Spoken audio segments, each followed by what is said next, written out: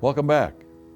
Last week, if you recall, we established the existence of the Illuminati beyond any reasonable doubt, and that it played a role in all revolutionary movements after its founding.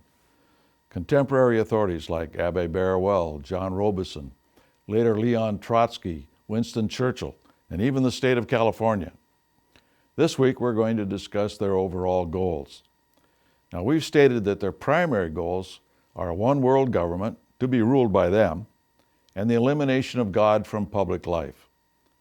As part of this overall plan, they have the destruction of Christianity, the destruction of nations in favor of internationalism, the encouragement or discouragement rather of patriotism with the substitute for a cry for universal brotherhood, the abolition of family ties and marriage by means of a systematic corruption, suppression of the rights of inheritance and property, and last, the state control of children. They did not reveal their goals to the general public, but kept it secret, not only of their society, but of its real goals. There have been several books written early on which obfuscated the goals of the Illuminati and tried to apologize for Weishaupt that he was being misunderstood.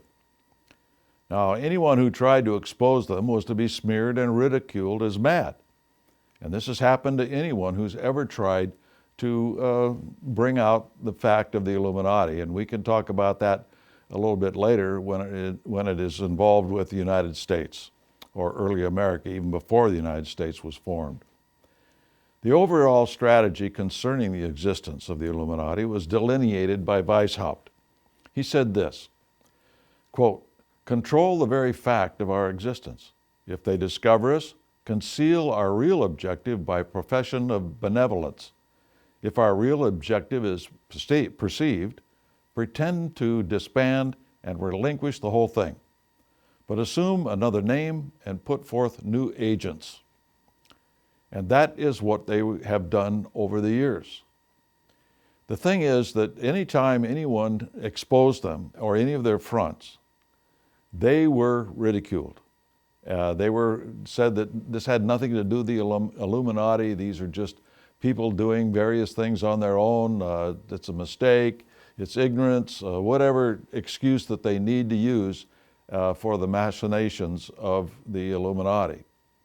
Now, one of the tactics that the Illuminists always did was try and take over the publishing industry in any country where they had expanded. The newspapers, literature, magazines, etc.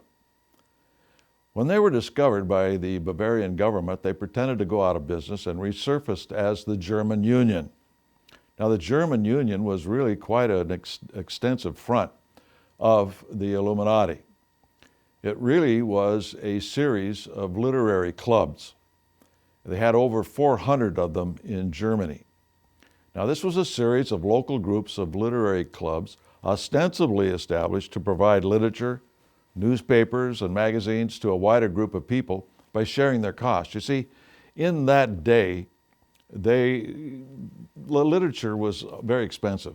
Magazine subscriptions, newspapers, everything was very expensive compared to what it is today. It's pretty cheap today. So what they did was they formed these groups in their little locales, country, villages across Germany, 400 of them at least. And then they shared the cost of subscriptions, new books, etc., and then they would swap them around and so forth. And by this means, they literally took over the publishing business in Germany by controlling what was disseminated through their reading societies. They promoted their own authors, for instance, and drew a veil of silence over those who were independent and were not part or parcel of their independence. So from this time forward, between the German Union and the Illuminati infiltration into German universities, they set the stage for a socialist Germany and the racial biases that culminated in the Nazi regime. All leaders of the Illuminati and its progeny have been racist, anti-Semitics, anti-Slavs, etc. They've done all they can to create racial divides as a means to divide and conquer the people, building hatred and getting people warring against one another, either within a country or between countries. War has always been the primary means to change society. There are other means to do so as well, which we will get into as we move along. But war has always been the primary means to change society. And we'll see that this is what Marx and Engels had to say in the Communist Manifesto needed to be done. Not a communist revolution, as much as it was a revolution to change society. They use every means to start wars, and we'll explore this tactic as we proceed through our series. The Illuminati also used the tactic of infiltration into other organizations. One of the main organizations that they infiltrated and took over was the Grand Orient Masonry, or Continental Masonry. The book by John Robeson, which we talked about last week, Proofs of a Conspiracy, was written primarily to his fellow Masons in England to warn them to watch out for Illuminati agents trying to infiltrate English Masonry. Now, what had happened was this. Weishaupt had actually invited Robeson to come to Bavaria and take a look at the Illuminati organization. And the attempt by Weishaupt was to recruit Robeson, who was a very substantial individual in the British community, well known in the scientific and literary community, and he was a top leader in English Masonry. He hoped that he could convince Robeson to interject and introduce the Illuminati into British Masonry. When Robeson saw what it was all about, he was appalled, and subsequently did more research on top of what he had learned by being in the presence of Weishaupt, and wrote the book Proofs of a Conspiracy to warn Masonry and others of this terrible new organization called the Illuminati and its real goals. Now, too many people have been misled by the idea that the conspiracy is Jewish or Masonic. The root is Illuminist, and one has to keep their eye on that reality and not be pulled off into tangents that lead nowhere. We're going to discuss this more as we go along. But our book, The Victor Goes to the Myths and Monuments, goes into why the conspiracy cannot be Jewish or any other group or race.